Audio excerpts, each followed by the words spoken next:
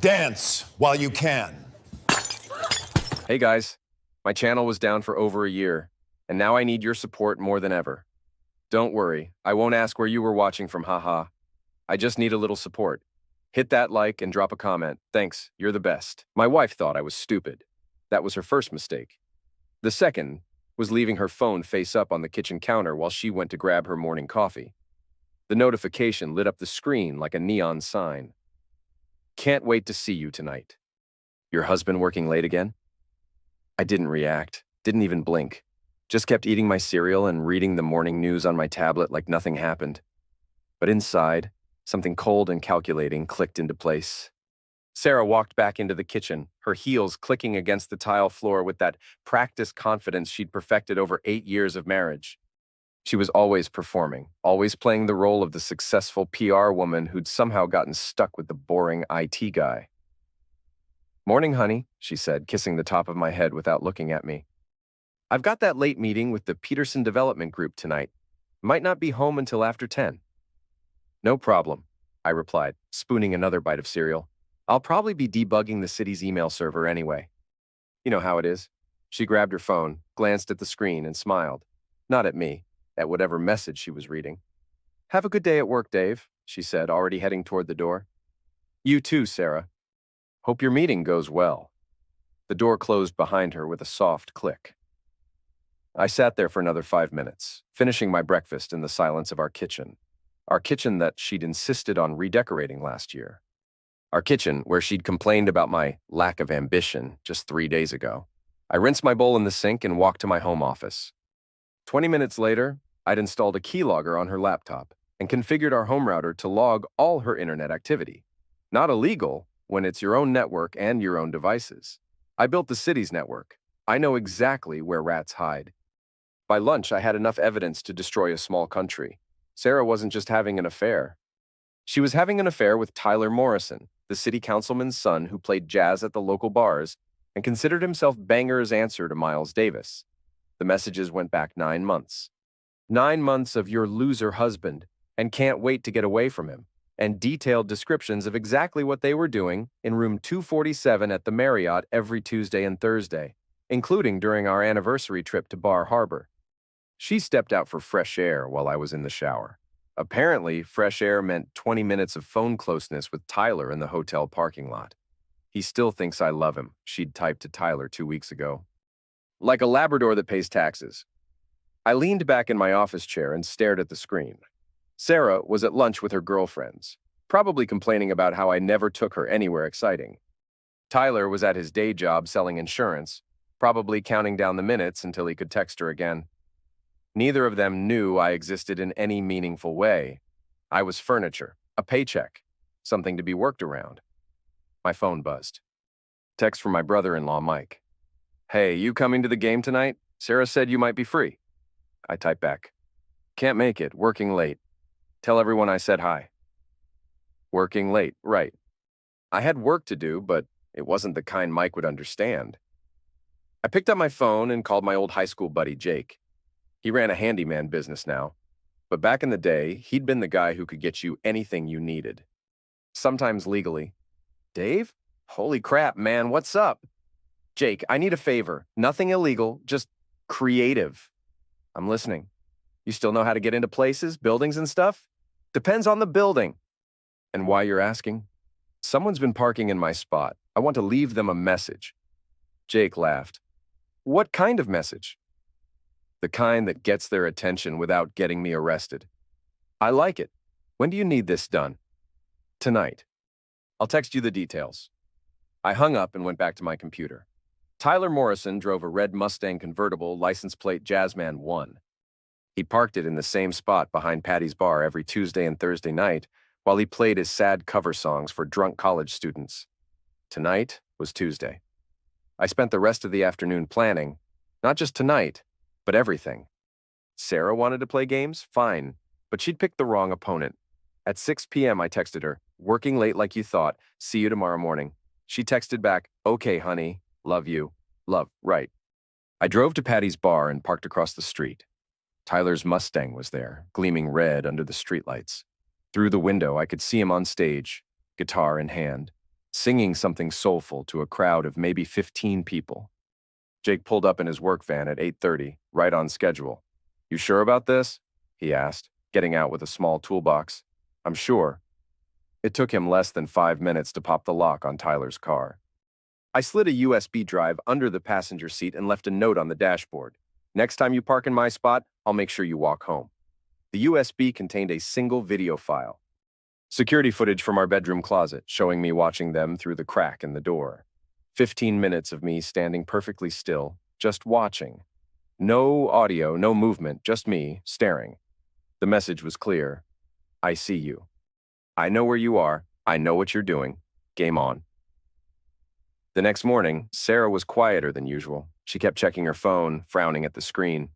"Everything okay?" I asked, buttering my toast. "Tyler's acting weird," she said, then caught herself. "I mean the Morrison boy. He seemed off at the city meeting yesterday." "Which Morrison boy?" "The one who plays music. Tyler. He looked, I don't know, paranoid." I nodded sympathetically. "Maybe he's having girl trouble?" She shot me a look. "What makes you say that?" "Just a guess. Young guys like that, they're usually stressed about relationships." Sarah went back to her phone.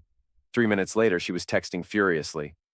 I already knew what Tyler had found in his car. I'd been monitoring his phone since yesterday. The poor boy was freaking out, sending her message after message. "Who the heck is watching us?" And, "This is seriously messed up, and maybe we should cool it for a while." Sarah was trying to calm him down, but Tyler Morrison wasn't the kind of guy who handled pressure well. He was used to being the cool jazz musician, the councilman's son, the guy who could charm his way out of anything. Being watched by a husband he'd written off as harmless was breaking his brain.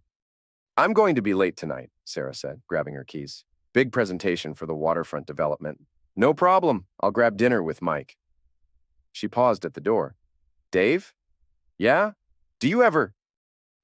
have you noticed anything strange lately, around the house?" I looked up from my newspaper. "Strange how? I don't know, just different." "Nope. Everything seems normal to me. Why?" She shook her head. "Nothing. Just tired, I guess." After she left, I called my boss at the city IT department. "Tom, it's Dave. I need to run some maintenance on the electrical grid downtown." "Nothing major, just updating some firmware." "Which buildings?" "The Morrison Insurance Building on State Street should only take about an hour." "Tyler Morrison's place? That's the one." "No problem. I'll clear it with the city manager." Tom had been my boss for 6 years. He knew I was good at my job, knew I didn't ask for favors unless I needed them. More importantly, he knew I was the guy who kept the city's computers running when everyone else went home. At 7 p.m., I walked into the Morrison Insurance Building with my official city ID and a tablet full of maintenance schedules. The security guard waved me through without a second glance. Tyler's office was on the 3rd floor. Corner unit, big windows, expensive furniture that Daddy had probably paid for. I plugged a small device into his computer's USB port and waited for it to install. The device would give me remote access to his system. Not illegal when you're doing maintenance on city-connected networks. Tyler's insurance business processed city worker policies, which meant his system was technically part of the municipal network. Technically. By 8 p.m., I was back home, cooking dinner and reading Tyler's emails. He'd sent 17 messages to Sarah in the past 4 hours, each one more desperate than the last. "We need to talk. This is getting crazy. I think someone knows. Maybe we should tell him. I can't handle this anymore." Sarah's responses were getting shorter and more irritated. Tyler was supposed to be her escape from boring married life, not another source of stress. At 9:30, my phone rang. Sarah. "Hey, honey. Running even later than expected. Don't wait up. Everything okay? You sound stressed." "Just work stuff. The Peterson Group is being difficult." "Well, hang in there. I'll see you in the morning." "Love you." "Love you too." I hung up and opened Tyler's calendar. He had a gig at Patty's Bar tomorrow night. Perfect. I spent the next hour researching the bar's sound system. They used a standard PA setup with Bluetooth connectivity, the kind of system that someone with my skills could access from the parking lot. Someone with my skills and a very specific audio file. I'd been recording Sarah and Tyler's phone calls for 3 days now. Not just the conversations, but the other sounds, the moaning, the dirty talk. the audio of them in our bed while I was at work. Tomorrow night, Patty's Bar was going to get a very special musical performance. Thursday night, I sat in my car across from Patty's Bar, laptop open, watching Tyler set up his equipment. He looked nervous, constantly checking his phone, scanning the crowd like he expected someone to jump out of the shadows. Sarah was supposed to meet him after his first set. She'd told me she was having dinner with her mother. At 9 p.m., Tyler stepped up to the microphone. "Good evening, everyone. I'm Tyler Morrison, and I'll be playing some jazz standards for you tonight." He started with Autumn Leaves. Nice choice. Appropriate, considering his world was about to fall apart. I waited until he was halfway through Blue Moon before I activated my little surprise. The music stopped. Tyler looked confused, tapping his microphone. Then the speakers crackled to life. "Oh God, Tyler, yes, right there, harder." Sarah's voice filled the bar, crystal clear and unmistakable. The audio was from Tuesday night when Tyler had called her while I was supposedly in the shower. "You feel so much better than my husband. He's so boring. I can't stand it when he touches me." Tyler's face went white. He lunged for his equipment, trying to shut off the speakers, but I'd locked him out of the system. "Tell me what you want to do to me. I'm so wet thinking about you. Dave has no idea. He's so pathetic." The bar had gone completely silent. Every eye was on Tyler, who was frantically pressing buttons and pulling cables. The audio kept playing. "I wish I'd never married him. You're so much better, so much bigger. I fake it every time with Dave." Someone in the crowd laughed, then someone else. Within 30 seconds, the entire bar was howling with laughter while Tyler Morrison stood frozen on stage, listening to his lover describe exactly what she thought of her husband. The audio cut out. Tyler grabbed his guitar and ran for the exit, pushing through the crowd of people who were now taking pictures and videos with their phones. Sarah's car was pulling into the parking lot just as Tyler burst out the front door. She saw him running, saw the people streaming out of the bar with their phones, saw the looks on their faces. She put her car in reverse and drove away. I sat in my car for another 5 minutes, watching the chaos unfold. Then I started my engine and drove home. Sarah was already there when I arrived, sitting on the couch with a glass of wine, staring at her phone. "How was dinner with your mom?" I asked, hanging up my coat. "Fine. Boring. You know how she is." "Yeah." I grabbed a burger and watched the game at Mike's. Celtics won. "That's nice." Her phone buzzed. She glanced at it, and her face went pale. "Everything okay?" "Just work stuff." Someone sent me a video of that Morrison boy making a fool of himself at Patty's Bar. Apparently, his sound system malfunctioned. "That's too bad. Technical difficulties happen." "Yeah, they do." She went to bed early that night. I stayed up, monitoring Tyler's panicked text messages to Sarah. "This is insane. Someone's messing with me." "I think your husband knows. We need to be more careful. Maybe we should stop seeing each other. I can't handle this anymore." Sarah's responses were getting colder by the hour. Tyler was supposed to be her confident, sophisticated lover. Instead, he was falling apart at the first sign of trouble. She was already getting bored with him. I closed my laptop and went to bed. Tomorrow, I'd take things to the next level. Friday morning, I anonymously mailed a manila envelope to Councilman Morrison's office. Inside were hotel receipts, restaurant bills, and a printed copy of Tyler's credit card statements showing regular payments to the Marriott. Also included was a note. "Your son is using the family name to seduce married women. Thought you should know." I signed it, "A Concerned Citizen." By noon, Tyler's trust fund had been frozen. His father called him into the office for what Tyler's text messages described as the worst conversation of my life. "Dad cut me off," Tyler texted Sarah. "He knows about us. He's furious." "What did you tell him?" "Nothing, but he has receipts. Hotel bills, everything." "How did he get those?" "I don't know. Someone sent them to him." Sarah called in sick to work and came home early. She spent the afternoon pacing around the house, checking her phone every 5 minutes. "You're home early," I said when I got back from the office. Felt like I was coming down with something. Thought I'd rest. "Good idea. There's a bug going around the office." She nodded absently. "Dave, can I ask you something?" "Sure. Do you think I'm a good person?" I looked up from my laptop. "What kind of question is that?" "I don't know. Sometimes I wonder if I make good choices." You're human, Sarah. We all make mistakes. What if they're big mistakes, like life-changing mistakes? I closed my laptop and sat down next to her on the couch. What's going on? You've been acting strange all week. Just work stress. The Peterson project is more complicated than I thought. Well, whatever it is, we'll figure it out together. That's what marriage is for, right? She looked at me like she was seeing me for the first time. Right. Together.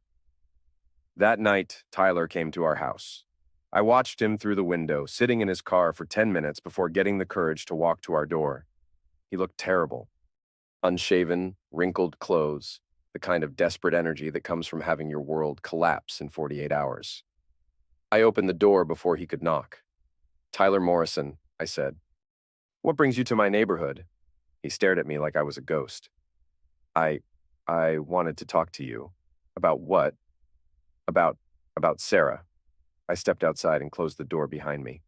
What about my wife? I think there's something you should know. I'm listening. He opened his mouth, then closed it, then opened it again.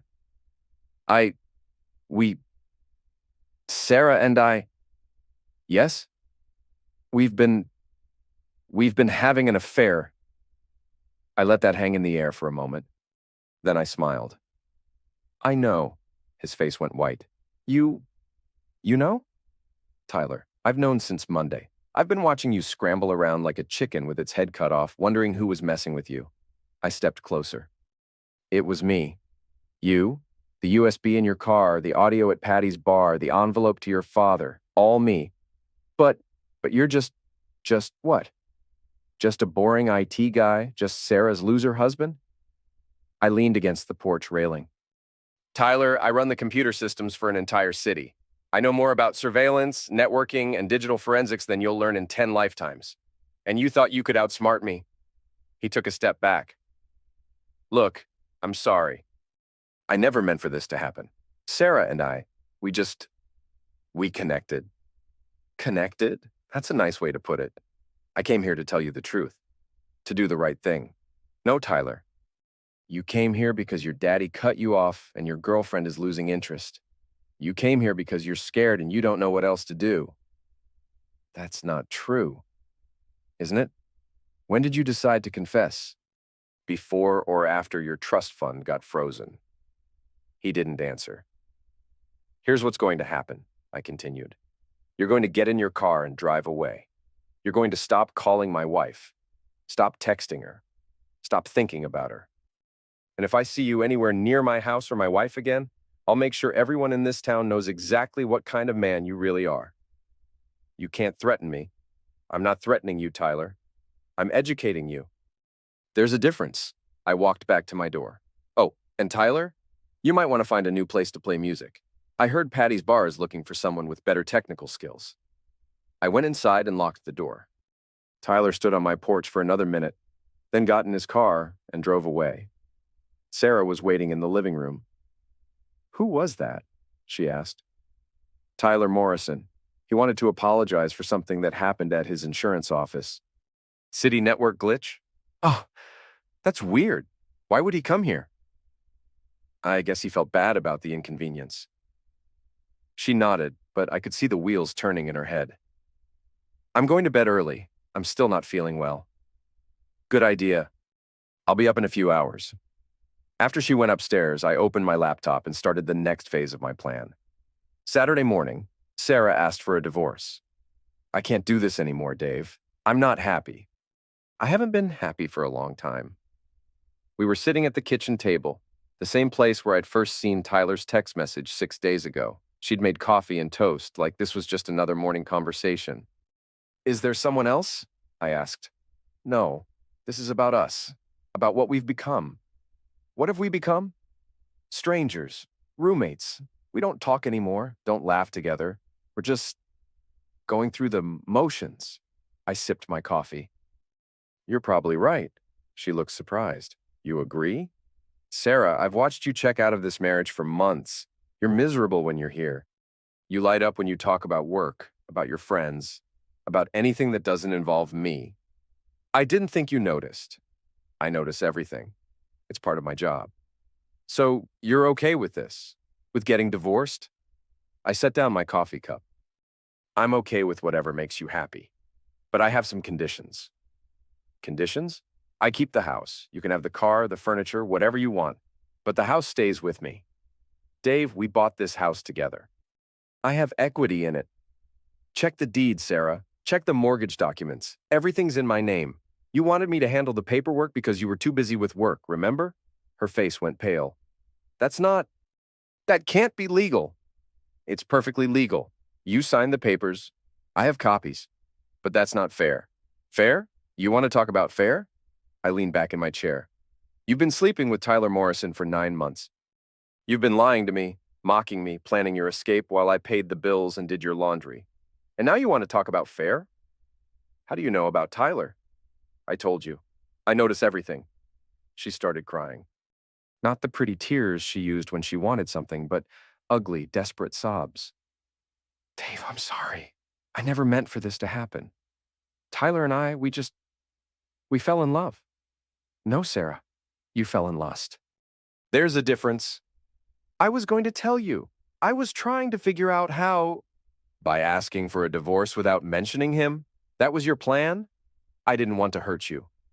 Too late for that. She wiped her eyes. What do you want from me? I want you to be honest. For once in your life, just be honest. Fine. Yes, I'm in love with Tyler Morrison. Yes, we've been having an affair. Yes, I was going to leave you for him. Are you happy now? Getting there. So what happens now? Now you call Tyler and tell him the good news. You're free to be together. No more sneaking around. No more lies. Just pure, honest love. You're being sarcastic. Am I? Go ahead. Call him. Tell him you're getting divorced and you can finally be together. She picked up her phone, then put it down. I can't. Why not? Because he's not ready for that. His father cut him off. He's stressed about money. This isn't a good time. So you're saying Tyler Morrison is fine with screwing another man's wife, but he's not ready for the responsibility of actually being with her? It's complicated. No, Sarah, it's simple.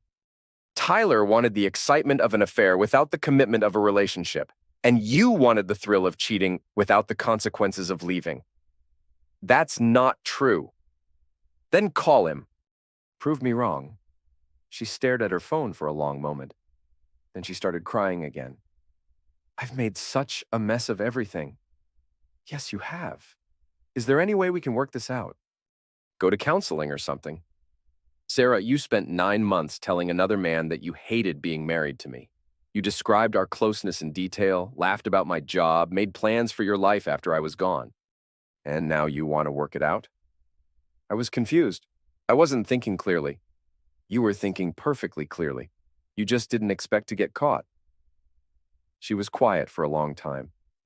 Then she said, What do you want from me? I want you to pack your things and leave tonight. Go stay with your sister. Go stay with Tyler. Go stay wherever you want. But I want you out of my house. And then what? Then we'll file the papers and you can start your new life. Isn't that what you wanted? She nodded, still crying. Good. I'll be at Mike's until 8. When I come back, I want you gone. I stood up and walked to the door. Dave? Yeah? For what it's worth, I really am sorry. I know you are, Sarah. You're sorry you got caught. I spent the afternoon at my brother-in-law's house, watching football and drinking beer. Mike didn't ask questions, just handed me a cold one and turned up the volume. You want to talk about it? He asked during halftime. Sarah's leaving me. I'm sorry, man. You okay? I'm fine. Better than fine, actually. That's a weird reaction to your wife leaving you. It's been a weird week. Mike nodded. You need anything? Place to stay? Someone to talk to? Nah, I'm good. This is probably the best thing that could happen to me. If you say so, I do. At 8 p.m., I drove home. Sarah's car was gone. The house was empty except for a note on the kitchen table. I took some clothes and personal items. I'll come back for the rest later. I'm staying at Rachel's. I'm sorry about everything.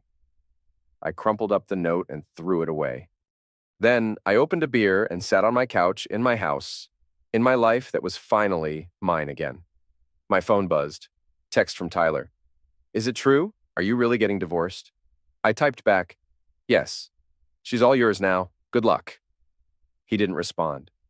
I spent the evening cleaning house, literally and figuratively. I changed the locks, canceled her credit cards, and removed her from all the accounts. Then I sat down with my laptop and started phase 2 of my plan. Sarah thought the divorce was the end of the story. She was wrong. It was just the beginning. Monday morning, I called Sarah's boss. Hi, Jennifer. This is Dave Peterson, Sarah's husband. Dave, how are you? I haven't seen you since the Christmas party. I'm good. Listen, I'm calling about Sarah's work on the Peterson Development Project. Oh, that's interesting. You share a name with the client. Actually, I am the client. Peterson Development is my company. Silence. Then, I'm sorry, what? I started Peterson Development 2 years ago. It's a side business. Sarah's been working on PR for my company without knowing it. But she's been telling us all about this big client, this major project. Jennifer, I need to ask you something. Has Sarah been presenting original work on this project? What do you mean? I mean, has she been writing her own copy or has she been using materials from somewhere else? Well, she's been very efficient. She came up with a complete PR strategy in just a few days. Very professional work. I sent her that strategy 6 months ago. She's been presenting my work as her own. Another long silence. Jennifer, I'm going to email you the original documents. Timestamps, revision history, everything. I think you'll find it very interesting. Dave, I don't understand. Why are you telling me this? Because Sarah and I are getting divorced, and I want to make sure she doesn't take credit for my work when she goes looking for a new job. This is very serious. If what you're saying is true, she could be fired. I'm not asking you to fire her. I'm just asking you to verify the facts. I'll need to investigate this immediately. I understand. Thanks for your time, Jennifer. I hung up and sent the email with all the documentation. Then I called my lawyer. Jerry, it's Dave Peterson. I need you to file divorce papers today. Today? That's pretty fast. I want this done quickly. Sarah's already moved out. We just need to make it official. What about property division? Everything's in my name. House, cars, accounts. She can keep her personal belongings and her 401k. Dave, that seems pretty one-sided. Are you sure she'll agree to this? She doesn't have a choice. I can prove she's been committing adultery. In Maine, that affects alimony and property division. You have proof? I have 9 months of text messages, hotel receipts, and recorded phone calls. She's been having an affair with Tyler Morrison. The councilman's son? That's the one? Jesus, Dave, you've been busy. I'm just getting started. After I hung up with Jerry, I called my friend at the Bangor Daily News. Hey, Lisa. It's Dave Peterson. I have a story for you. What kind of story? Public corruption, conflict of interest, a city councilman's son using his position to gain access to married women. That's a pretty serious accusation. I have documentation. Hotel receipts paid for with city development funds. Text messages discussing city business. Audio recordings of confidential information being shared. Are you sure about this? I'm sure. The question is, are you interested? I'm interested. Can you meet me this afternoon? I'll be there. I spent the rest of the morning putting together a comprehensive file on Tyler Morrison. His use of city resources, his access to confidential information through his father, his pattern of targeting married women connected to city business. It was all legal, all documented, and all completely devastating. By the time I was done, Tyler Morrison would be radioactive. No woman would want to be seen with him, no employer would want to hire him, and no bank would want to lend him money. Sarah thought she was leaving me for a jazz musician with connections. Instead, she was hitching her wagon to the Titanic. At 2 p.m., I met Lisa at a coffee shop downtown. She reviewed my documentation for an hour, asking questions and taking notes. This is solid work, Dave, really solid. But I have to ask, why are you doing this? Because Tyler Morrison has been using his father's position to seduce married women. My wife is just the latest victim. Victim? Lisa, Tyler Morrison is 32 years old. He's never held a real job, never paid his own bills, never faced consequences for his actions. He's a predator who uses his daddy's name to get what he wants. And what do you want?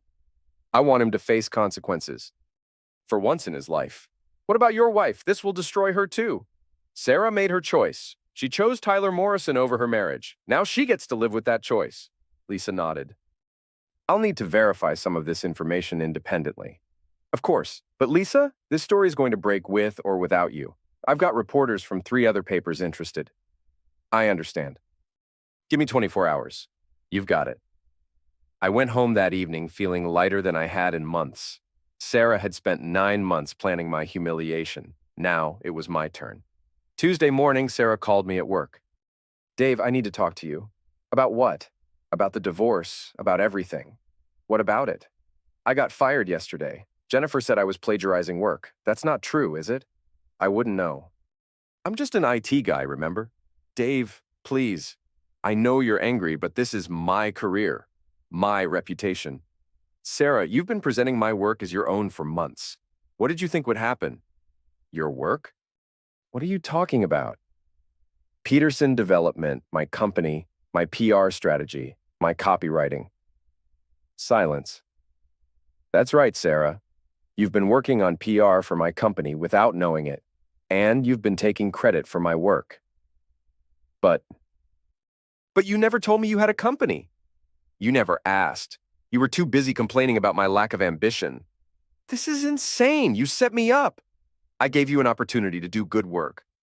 You chose to steal my ideas instead. I didn't steal anything. I thought that strategy came from the client. It did. I'm the client. You're destroying my life. No, Sarah. You destroyed your own life. I'm just making sure everyone knows about it. What do you mean? Check tomorrow's paper, front page. I hung up. 20 minutes later, Tyler called. You sick bastard. You set us up. Did I? How? Peterson Development. That's your company. You've been manipulating everything from the beginning. Tyler, I started that company to give myself something to do after work. The fact that my wife ended up working on it was just a coincidence. Crap. You planned this whole thing? I planned to give Sarah a chance to do good work. I planned to see if she could be trusted with an important project. I planned to test her integrity. And she failed. Spectacularly. You're insane. No, Tyler. I'm thorough. There's a difference. What do you want from me? I want you to leave town. Tonight. Pack your things and go somewhere else. I can't do that. This is my home. Not anymore. As of tomorrow morning, everyone in Bangor is going to know exactly what kind of man you are. Your father's going to disown you. Your friends are going to avoid you. And no woman is going to want to be seen with you. You can't do this. I already have. The story runs tomorrow. Front page above the fold. Councilman's son uses city resources for personal affairs. It's going to be a very interesting read. I'll sue you. For what? Everything I gave the reporter is true. You did use city resources. You did access confidential information. You did target married women with connections to city business. That's not illegal. No, but it's unethical. And in a small town like Bangor, unethical might as well be criminal. Please, I'm begging you. Don't do this. You should have thought about that before you started sleeping with my wife. I never meant for this to happen. Sarah and I, we just fell in love. No, Tyler. You fell in lust with a married woman and convinced yourself it was love. There's a difference. What about Sarah? What's going to happen to her? Sarah's a big girl. She can take care of herself. You're destroying 2 lives over a mistake. I'm not destroying anything, Tyler. I'm just making sure the truth comes out. If that destroys your lives, maybe you should have made better choices. I hung up and went back to work. My phone rang 6 more times that afternoon, but I didn't answer. I knew it was either Sarah or Tyler, and I had nothing more to say to either of them. At 5 p.m., I drove home to my empty house. It felt good to be alone. No walking on eggshells, no fake conversations, no pretending to be something I wasn't. I made myself dinner, opened a beer, and sat down to watch the news. The lead story was about the city council's budget meeting. Councilman Morrison looked tired and stressed. He kept checking his phone and whispering to his aide. He had no idea what was coming. At 10 p.m., I got a text from Sarah. Please call me. We need to talk. I deleted it without responding. At 11 p.m., Tyler texted, I'm leaving town tomorrow. Are you happy now? I typed back, I'm getting there. Wednesday morning, I bought 5 copies of the Bangor Daily News from the corner store. The headline read, Councilman's son accused of using city resources for personal affairs. The article was everything I'd hoped for and more. Lisa had done her homework, interviewing hotel staff, city employees, and even tracking down two other married women who'd had relationships with Tyler in the past year. The photos were particularly damaging. Tyler at city functions, Tyler using his father's office, Tyler's credit card receipts from the Marriott, and in the center of the article, a photo of Tyler and Sarah together at a restaurant, holding hands across the table. My phone started ringing at 7 a.m. I turned it off. At 8 a.m., I got to work and found Tom waiting in my office. Dave, I just read the paper. Are you okay? I'm fine, Tom. Better than fine. I'm sorry about Sarah. I had no idea. Don't be sorry. This is the best thing that could have happened to me. The whole Tyler Morrison thing, that's pretty crazy. You know his father called this morning? He wants to know if the city can press charges. For what? Misuse of city resources, breach of confidentiality. He's pretty upset. I'll bet he is. Dave, can I ask you something? Sure. Did you know about this when you asked to do maintenance on the Morrison building? I looked at Tom for a long moment. I was doing my job, Tom. Keeping the city's network secure. Right, of course.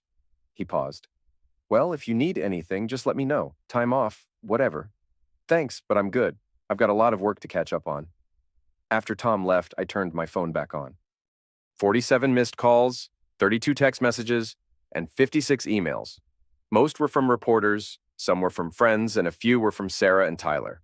I deleted everything without reading it. At lunch, I drove to the courthouse to check on the divorce proceedings. Jerry was waiting for me with a big smile. Dave, you're not going to believe this.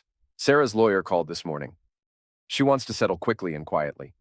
What kind of settlement? She'll take her personal belongings and her 401k, nothing else. She just wants this over with. That's exactly what I offered her on Saturday. She's not in a position to negotiate, not after today's newspaper. Good. When can we finalize this? End of the week, if she signs the papers. Perfect. I spent the rest of the day at work, ignoring phone calls and pretending everything was normal. But I could feel people watching me, whispering about me. Some looked at me with pity, others with admiration. Dave Peterson, the quiet IT guy who'd taken down a city councilman's son. At 5 p.m., I drove to Mike's house. He was waiting on the porch with 2 beers. Rough day? He asked. Not really. Pretty good day, actually. You want to talk about what happened? Sarah was cheating on me. I found out. I decided to do something about it. You decided to destroy her life.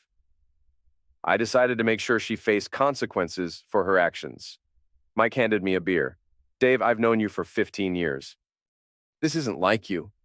How do you know what I'm like? How does anyone know? I've been playing the quiet, harmless guy for so long I almost forgot who I really was. And who are you, really? I'm someone who doesn't get walked on. Someone who doesn't forgive and forget. Someone who knows how to fight back. Is it worth it? All this revenge? Ask me in a week. That night, I got a call from my mother. David, I just heard about Sarah. Are you all right? I'm fine, Mom. Really? The newspaper article made it sound like she was having an affair with that Morrison boy. She was. Oh, honey, I'm so sorry. Don't be. I'm better off without her. Are you sure? Marriage is hard work. Maybe you two could work things out.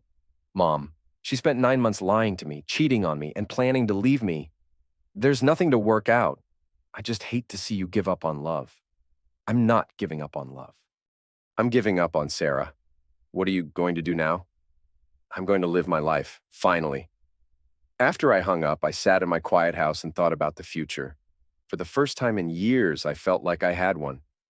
Thursday morning, I woke up to find Tyler Morrison's car in my driveway. He was sitting on my front steps, still wearing yesterday's clothes, looking like he hadn't slept in a week. We need to talk, he said when I opened the door. No, we don't. Please, 5 minutes. Tyler, you should be packing, or didn't you get the message? I got it. My father disowned me yesterday. Cut me off completely. I can't even go home. That's rough. Sarah won't return my calls. She's ashamed to be seen with me. Can't imagine why. You've destroyed my life. Everything I had, everything I was, gone. You destroyed your own life. I just made sure everyone knew about it. What do you want from me? You've already won. I'm leaving town. Sarah's divorcing you. You got everything you wanted. Did I? What else is there? I sat down on the steps next to him. Tyler, do you know what you did wrong? I slept with your wife. No, that's what you did. What you did wrong was think you could get away with it. I don't understand. You thought I was harmless? You thought I was too stupid, too weak, too boring to fight back. You made the same mistake Sarah made. What mistake? You underestimated me.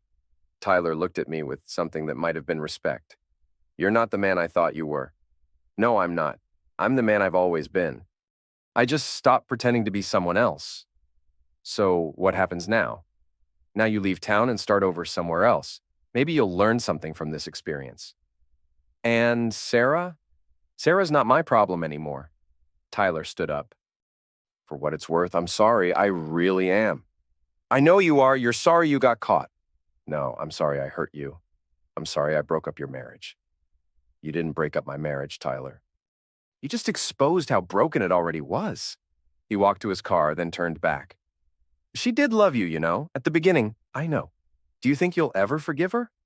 I already have. Forgiveness doesn't mean I have to forget. Tyler got in his car and drove away.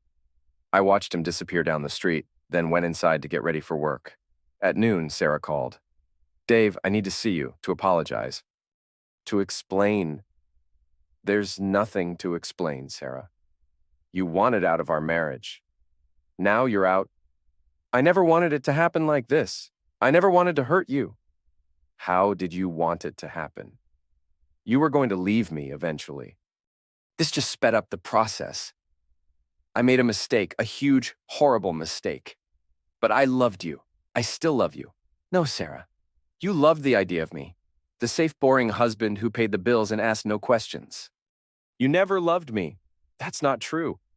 It is true. You loved Tyler because he was exciting and dangerous.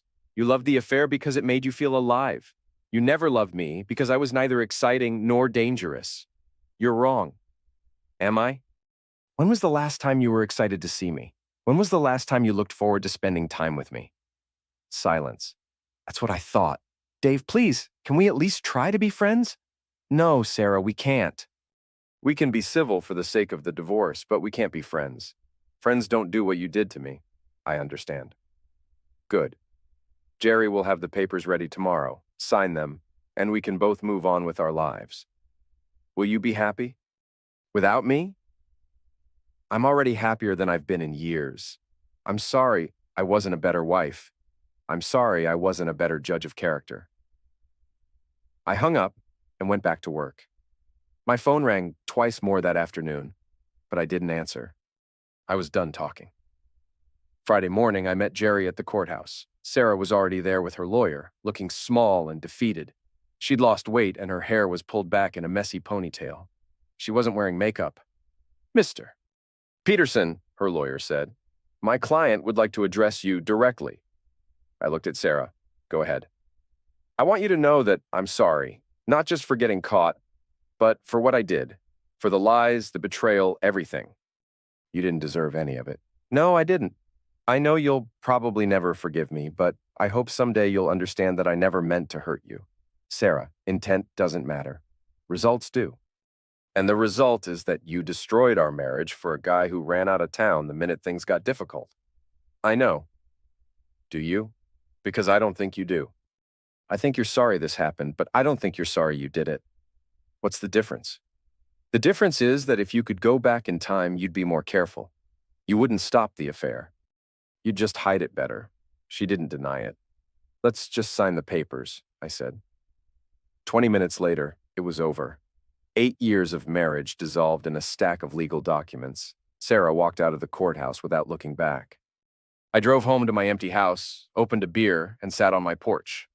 For the first time in months, I felt completely relaxed. My phone buzzed. Text from an unknown number. Are you Dave Peterson? I read about you in the paper. I'm going through something similar with my husband. Can we talk? I deleted the message without responding. I wasn't interested in being anyone's revenge consultant. But it felt good to know that Tyler Morrison and Sarah weren't the only ones who'd learned a lesson this week. 6 months later, I was at Patty's bar with Mike, watching the Celtics game. The place was packed. loud and full of life. A new jazz musician was on stage playing actual jazz instead of pop covers. You ever think about dating again? Mike asked during a commercial break. Sometimes. Anyone in particular? There's a woman at work, Emma. She's nice. But I'm not ready. I need to figure out who I am when I'm not married to Sarah. And who is that? I don't know yet, but I'm looking forward to finding out. The game came back on, and we watched in comfortable silence. Around 10 p.m., a woman approached our table. She was attractive, well-dressed, and looked familiar. "Excuse me," she said. "Are you Dave Peterson?" "Yes." "I'm Jennifer Walsh. I used to be Sarah's boss." "Oh, hi. I wanted to thank you." "For what you did." "I'm not sure what you mean." "The Peterson development thing. You exposed something we never would have caught otherwise. Sarah had been stealing work from other clients, too.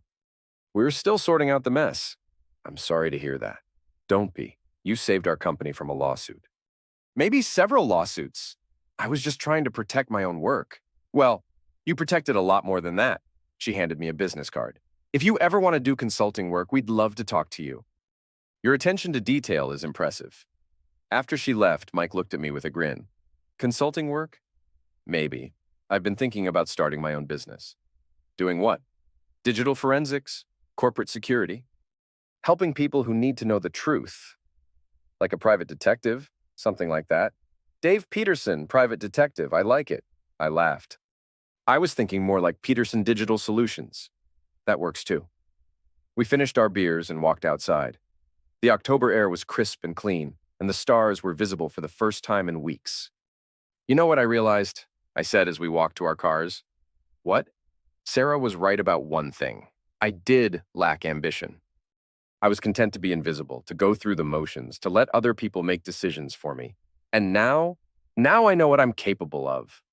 I know what happens when someone pushes me too far. "You think you'll ever see her again?" "I heard she moved to Portland, got a job at a small PR firm, starting over." "What about Tyler?" "Boston, last I heard." "Playing piano in hotel bars?" "Do you feel bad about what happened to them?" I thought about it for a moment. "No, they made their choices. They knew the risks. And you made yours." "Yes, I did." We got in our cars and drove home in opposite directions. I parked in my driveway, walked up to my front door, and let myself into my house. My house, with my furniture, my rules, my life. I poured myself a scotch and sat in my living room thinking about the past 6 months. The divorce, the newspaper article, the quiet satisfaction of watching Tyler Morrison slink out of town with his tail between his legs. I thought about Sarah, probably sitting in some small apartment in Portland, wondering how her life had gotten so complicated. I thought about Tyler, playing sad songs for drunk tourists, and remembering when he thought he was untouchable. I thought about the woman at work, Emma, and whether I was ready to trust someone again.